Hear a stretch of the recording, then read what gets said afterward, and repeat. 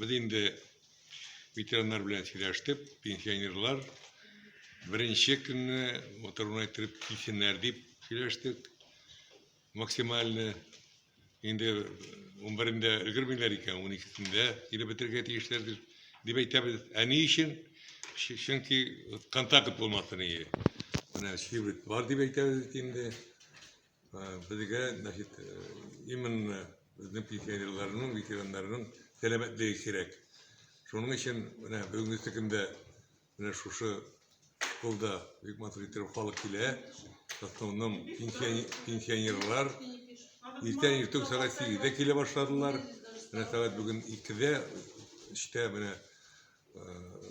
saat 8'ge şaklı motor itirip tırışaytımız kızlar ezir veterinerler var, rışkılar var, maskılar var. Şulay halk kile kiringine, şulay bizning Tataristan'ın kileşegi için biz saylıyız.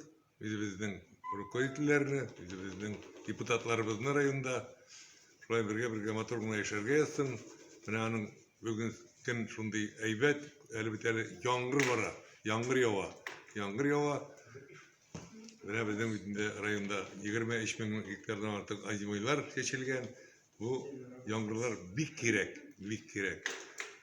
Yer bik kurur. Şunun için bu sayılarda da motoruna katlaşıra gerek. Eğer de bugün ilgili almış diken ertege pensionerlarga aytam indi. Başka halkka da aytam. Kalgany indi 13-nji. Soňga kir indi ol 13-nji.